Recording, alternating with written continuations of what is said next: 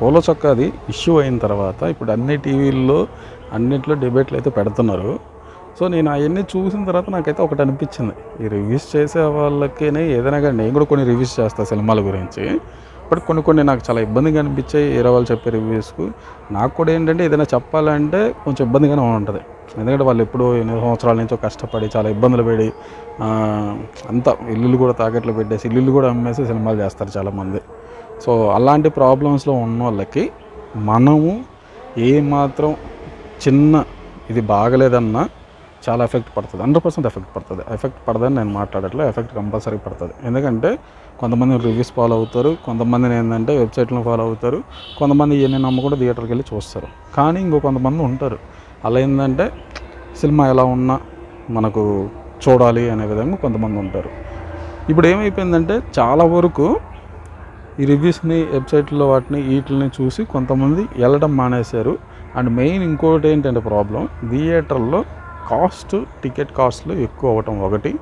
And ఏదైనా ఒక ఫ్యామిలీతో వెళ్ళాలి అంటే మినిమం ఓ 4-5 వెళ్ళాలంటే మినిమం ఫ్యామిలీ వెళ్ళాలంటే 5,000 నుంచి 6,000 అవుతుంది. అక్కడికి టికెట్లు కావచ్చు, వాళ్ళు ఫుడ్ ఏదైనా స్నాక్స్ పిల్లలు ఉంటే వాళ్ళకి ఏదైనా తీసేయడానికైనా మినిమంలో ఒక 5,000 అవుతుంది. ఒక శాలరీ ఉండే పర్సన్కి ఒక ఫ్యామిలీని తీసుకెళ్ళాలి అంటే అదే మైండ్ సెట్ని ప్రాబ్లం చేసింది చాలా వరకు. ఎందుకంటే ఇదే డబ్బులు నేను ఒక సినిమా థియేటర్ లాగా నా ఇంట్లో కానీ హోమ్ థియేటర్ కానీ సెట్ చేసుకుంటే ఓటీటీలో మినిమం 15 రోజులు 20 రోజులు వచ్చేస్తుంది సినిమా అక్కడ అయిపోగానే.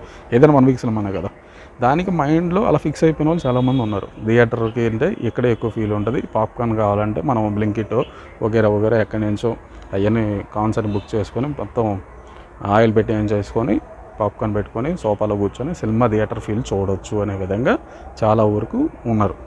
సో ఇలాంటి టైంలో ఈ రివ్యూస్కి ఏంటి సంబంధం అని అంటే, ఈ రివ్యూస్ ఎఫెక్ట్ అదొకటి, థియేటర్ కాస్ట్లో ఎఫెక్ట్ ఒకటి. ఇవన్నిటి వల్లే చాలామందికి చిన్న సినిమాలు కొద్ది గొప్పలు బాగున్నా లేకపోయినా థియేటర్లకి ఎక్కువ మంది రాకపోవడానికి రీజన్ ఇదే. కాస్ట్ ఒకటి, రివ్యూస్లో కొంచెం ఎక్కువ ఎఫెక్ట్ రివ్యూస్ మీద ఏమి ఉండదు, కొంచెమే ఉంటుంది. కాస్ట్ ఒక్కటే, అది కానీ తగ్గించుకుంటే ఎవరైనా సరే సినిమా ఎలా ఉన్నా వెళ్తారు, చూసి చెప్తారు. ఇప్పుడు మనకేంటంటే మన పల్లెటూరులో సింగిల్ థియేటర్స్ ఉంటాయి కదా, సింగిల్ థియేటర్స్కి సినిమా రిలీజ్ అవ్వగానే వీకెండ్ అవ్వగానే అంటే ఖాళీ టైంలో ఆదివారంలో శనివారంలో ఇలా ఖాళీ అవుతారు. పల్లెటూరులో కూడా పండగలకు ఇట్లా అన్నింటిలో కూడా ఏంటంటే ఫ్యామిలీ అంతా వెళ్ళిపోతారు సింగిల్ థియేటర్కి. అక్కడ థియేటర్లో టికెట్లు ఎంత ఉంటాయి, 150, 250 ఇలా ఉంటాయి. అంటే బాల్కనీ, చైర్లు ఇలాంటివి చూసుకుంటే ఫ్యామిలీ అంతా వెళ్ళిన చూసినా కూడా వాళ్ళ ఖర్చు మొత్తం కూడా వెళ్ళినా కూడా 1000 రూపాయలు 1500 అవుతుంది. ఇక్కడ మల్టీప్లెక్స్ల ప్రభావం ఒకటి, ప్లస్ ఇంకోటి ప్రభావం ఏంటి అంటే అక్కడికి వెళ్ళి ఫుడ్ తీసుకునేదానికి ఎక్కువ ప్రాబ్లం అవుతుంది. అదే మినిమంలో 2,000, 3,000 అవుతుంది. ఫుడ్ దగ్గర కోక్లు అవ్వచ్చు, ఒక పాప్కార్న్ అవ్వచ్చు. పాప్కార్న్ ఎంత 300, 500 ఉంటుంది, కోక్ ఎంత 250 రూపాయలు. సో ఈ కాస్ట్ చూసుకుంటే ఇప్పుడు నాకు 3-4 ఉంటేనే తాగేస్తే అయిపోద్ది కదా. సో టికెట్లు కానీ అక్కడ ఫుడ్ది కానీ ఏదైనా కానీ ఇదే కాస్ట్ ఎక్కువ అవుతుంది. సో ఇక్కడ ఇప్పుడు నేను పోలో చొక్క గురించి మాట్లాడటానికి ఏంటి అంటే, పోలో చొక్క రివ్యూ చెప్పినంత మాత్రాన సినిమా బాగుంటే థియేటర్ గారికి ఎవరు చెప్పినా ఏది చెప్పినా థియేటర్కి వస్తారు సినిమా బాగుంటే. లేదు అంటే ఎవరు రాడు. పోలో చొక్క అవని, ఆ రాగడి అవని, ఇంకా ఒకరే కొంతమంది ఉన్నారు. వీళ్ళు ఎవరైనా కానీ ఎందుకు చెప్తున్నానంటే, ఇప్పుడు వాళ్ళ మీద కేసులు పెట్టినంత మాత్రాన ఇవన్నీ తగ్గినంత మాత్రాన ఏముండదు. కాకపోతే వీళ్ళ దగ్గర మైనస్లు కొన్ని ఉన్నాయి. ఎందుకంటే దాన్ని సినిమాలో హీరోలని వీళ్ళని వ్యక్తిగతంగా వేలు పెట్టి చూపించి వీళ్ళు కాకపోతే బాగుండు అనేది మాత్రం మెన్షన్ చేయకుండా ఉండగలగాలి.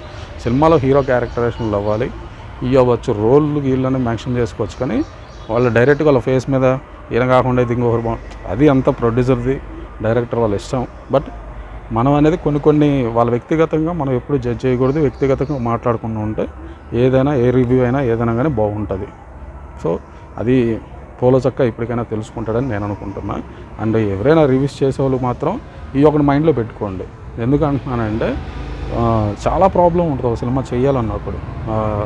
అంత కష్టపడి స్ట్రగుల్ చేస్తేనే అవుతుంది. మనం టక్కని ఒక షోకి వెళ్ళిపోయి చూసేసి చెప్పేస్తే ఆ ఎఫెక్ట్ ఏంటంటే ఇదే చెప్పాను కదా, కొద్ది గొప్పలే మైండ్ ఏమైపోతుందంటే, ఇప్పుడు నువ్వు బాగాలేదని చెప్పడం వల్ల ఇంట్లో ఫ్యామిలీ వెళ్ళాలనుకున్నా, వాళ్ళకి ఇష్టమైన వాళ్ళు ఎవరైనా ఉన్నా, హీరో ఉన్నా, ఏదో క్యారెక్టర్ వాడి కోసం వెళ్ళాలన్నా కూడా ఏమైనా ఫిక్స్ అవుతారంటే అబ్బా ఇప్పుడు బాగాలేదు అంటున్నారు అందరూ, మినిమం యావరేజ్ ఉందంటున్నారు.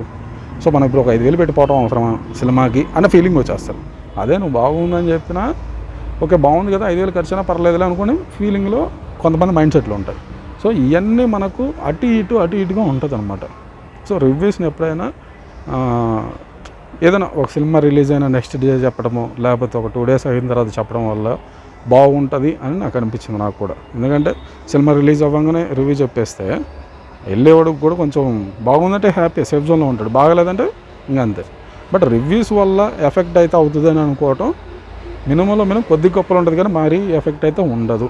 ఇక్కడ ఓన్లీ కాస్ట్, టికెట్ల కాస్ట్ అవ్వచ్చు. అక్కడ ఫుడ్లో మీరు ఎప్పుడైనా చూడండి, మల్టీప్లెక్స్లో ఫుడ్ రేట్లు తగ్గితే ఎంతమంది ఉంటారు థియేటర్ దగ్గర మీరే చూసుకోండి.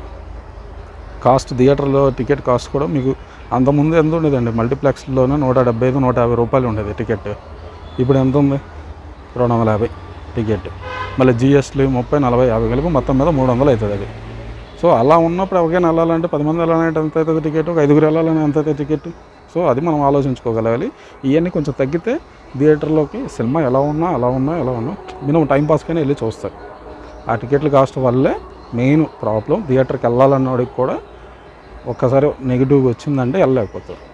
సో ఇది ఈ 2 కంపారిజన్ చేసుకొని అదే ఫైనల్గా నేను చెప్పాలనుకుంటుంది.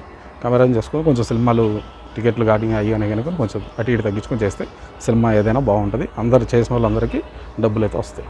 ఇదే నేను చెప్పాలనుకుంటున్నాను. ఎవడో ఏదో రివ్యూ చెప్పాడని వాడి మీద వేసుకుని వాడి మీద కంప్లైంట్లు పెట్టుకుంటూ ఇవన్నీ పెట్టుకుంటూ వెళ్ళిపోతే అవి ఇంకా మళ్ళీ వేరే విధంగా నెగిటివ్గా వెళ్ళిపోవడం తప్ప ఏం లేదు. ఇది నేను ఎవరి గురించి తప్పుగా మాట్లాడేది కాదు, నా ఒపీనియన్ చెప్తున్నా. Thank you so much. Bye.